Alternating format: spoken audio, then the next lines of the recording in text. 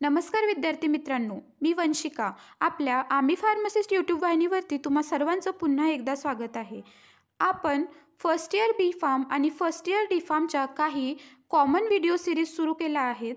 त्यात आपण आज HAP हा सब्जेक्ट बघणार आहोत. आशिष सरांनी घेतल्याप्रमाणे इंट्रोडक्शन टू ह्युमन बॉडी हा युनिट 1चा फर्स्ट टॉपिक आपला ऑलरेडी कव्हर झालेला आहे. तो तुम्हाला प्लेलिस्टमध्ये किंवा खाली डिस्क्रिप्शन बॉक्समध्ये मिळून जाणार. आज आपण सेल्युलर लेवल ऑफ ऑर्गनायझेशन हा टॉपिक कंटिन्यू करणार आहोत.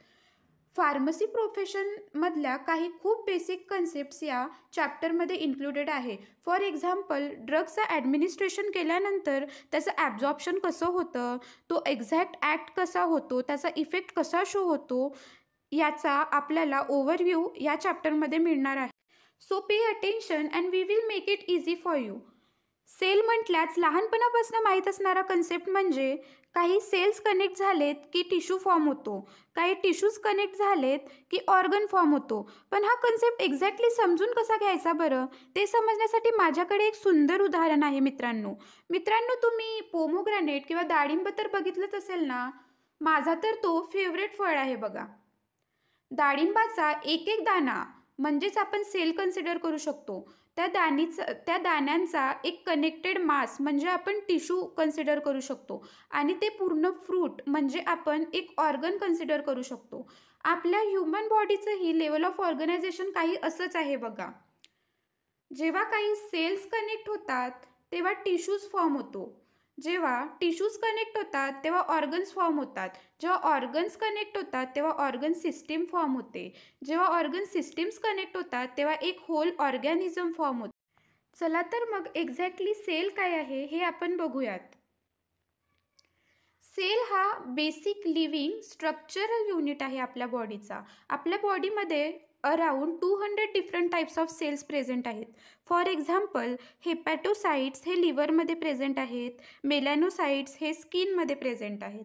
सेल्स हे सेल डिव्हिजननी म्हणजेच मिओसिस आणि मायटोसिसने प्रोड्यूस होतात. Cell biology is the study of cellular structure and function. म्हणजे सेलचं स्ट्रक्चर आणि फंक्शनची स्टडी याला सेल बायोलॉजी असं म्हणतात. नेक्स्ट आपण सेल्सचे पार्ट्स बघूयात. तसं बघायला गेलं तर सेल्सचे नंबर ऑफ पार्ट्स आहेत, खूप सारे पार्ट्स आहेत. पण स्टडी करायला इझी जावं म्हणून आपण त्याला 3 पार्टमध्ये स्टडी करतो. First plasma membrane, second cytoplasm and third nucleus. त्यात आपण प्लाझ्मा मेम्ब्रेन बघूयात. प्लाझ्मा मेम्ब्रेनचं स्ट्रक्चर हे प्रोटीन आणि लिपिड फॉस्फोलिपिड्सनी बनलेलं असतं. त्यामध्ये 2 बायलेयर्स म्हणजे बायलेयर्स ऑफ लिपिड्स प्रेझेंट असतात. It bind together by non covalent forces. The phospholipid molecule have head which is electrically charged and hydrophilic in nature, a tail which has a no charge and hydrophobic in nature. त्या बायलेयरमध्ये जो phospholipid molecule present असतो त्याचे 2 part consider केले जातात, head आणि tail. Head हा electrically charge असून हायड्रोफिलिक नेचरचा असतो आणि टेलवर कोणताच चार्ज नसतो आणि तो हायड्रोफोबिक नेचरचा असतो. आणि या लेयर्समध्ये बाळांनो शुगर मॉलिक्यूल्स एम्बेडेड असतात. या प्लाझ्मा मेम्ब्रेनचं एक्झॅक्टली फंक्शन काय आहे ते बघूयात. Protection, barrier, shape of the cell, cell junction, cell movement, selective permeability, impulse transmission. आता इथे लिहिल्याप्रमाणे प्रोटेक्शन म्हणजे सेल मेम्ब्रेन ही बाहेरच्या एन्व्हायरमेंट आणि सेलच्या एन्व्हायरमेंटचं प्रोटेक्शन करते. ते बॅरियर म्हणून सुद्धा ॲक्ट होते.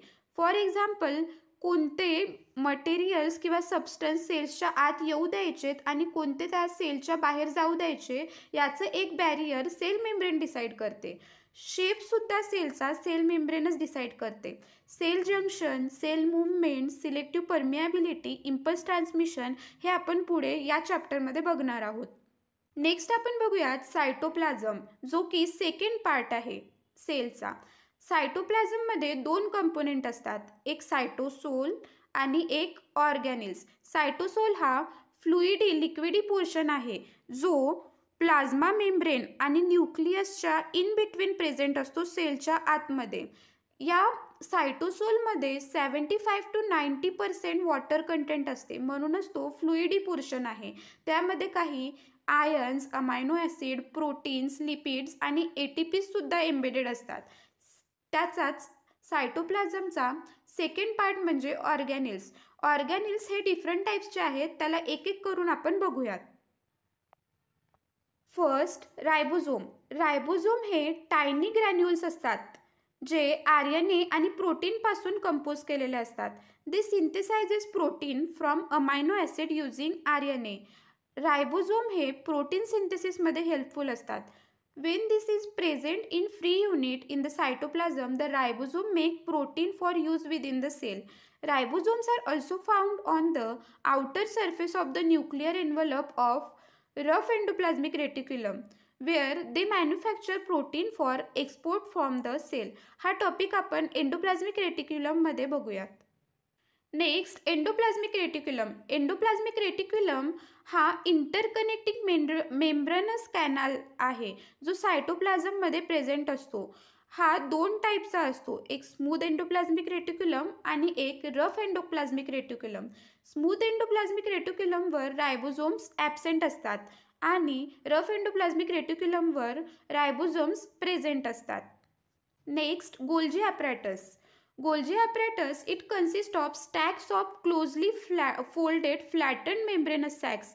हे आपण कसं समजून घेऊयात बरं?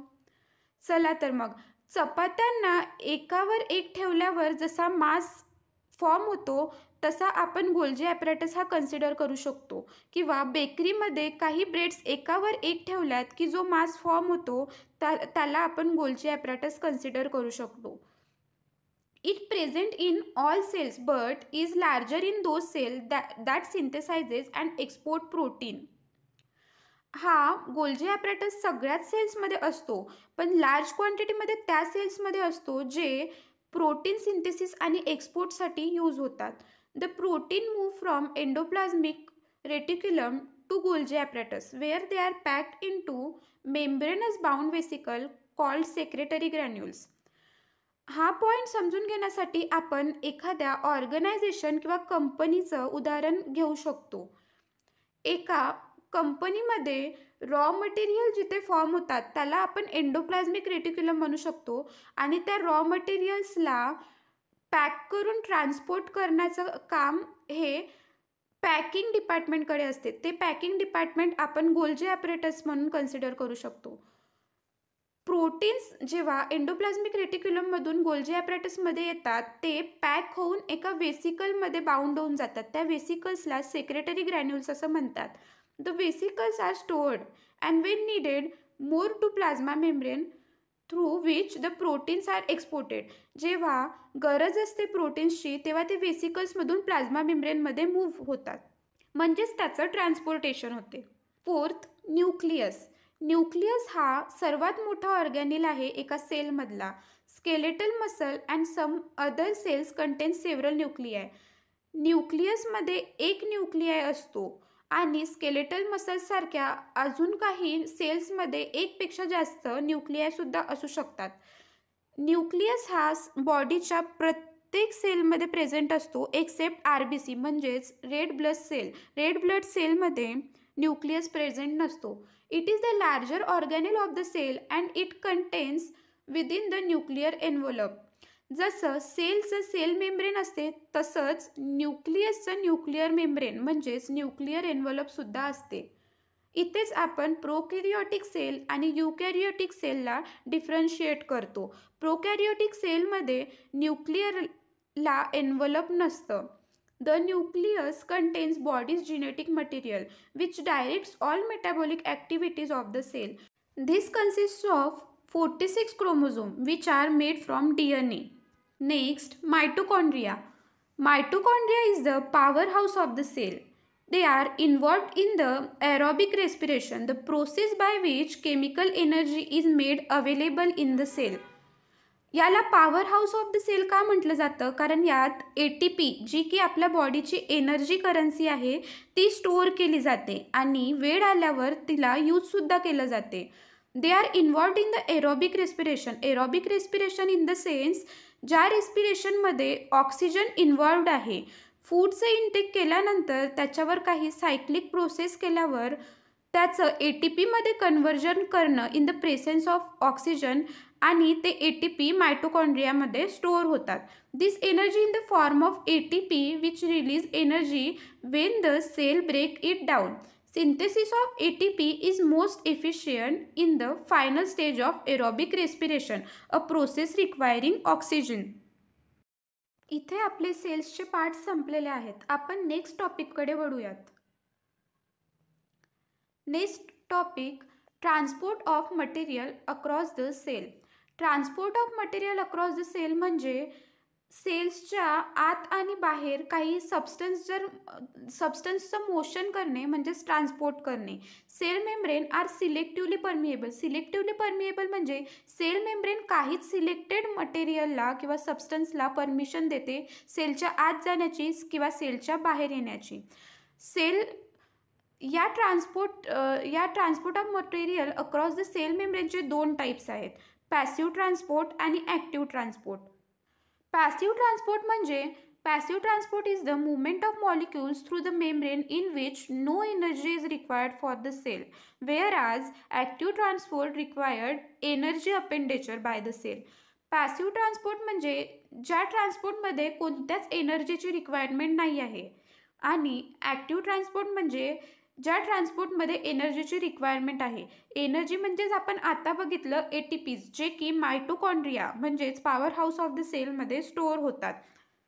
आता या ॲक्टिव्ह ट्रान्सपोर्ट आणि पॅसिव्ह ट्रान्सपोर्टचे काही आणि फर्दर सब टॉपिक्स आहेत जे वेळेचं बंधन असल्यामुळे आज आपण कव्हर करू शकणार नाही. नेक्स्ट व्हिडिओमध्ये आपण पुढील टॉपिक कव्हर करूयात. मित्रांनो, तुम्ही 12वी नंतर लगेचच B फार्म किंवा D फार्मला ॲडमिशन घेतली आहे म्हणजे साहजिकच तुम्हाला बरेचसे डाऊट असतील की एक्झाममध्ये क्वेश्चन्स कसे अटेम्प्ट करायचे, एक्झामिनरला आपल्याकडून काय एक्सपेक्टेड आहे. या मुद्द्यांनाच नजरेसमोर ठेवून आम्ही ऑलरेडी काही व्हिडिओज बनवलेले आहेत ज्यामध्ये आपण असले टॉपिक कव्हर केले आहेत की स्टडी कशी करायची, पेपरचं प्रेझेंटेशन कसं असावं. ते व्हिडिओज तुम्हाला डिस्क्रिप्शनमध्ये किंवा प्लेलिस्टमध्ये मिळून जातील. ते व्हिडिओ नक्की बघा. या व्हिडिओमध्ये काही डाऊट असेल तर नक्की कमेंट करा. मी प्रत्येक कमेंटला रिस्पॉन्ड करण्याचा पूर्ण प्रयत्न करेल. व्हिडिओ आवडला असेल तर लाईक करा, शेअर करा. Happy learning.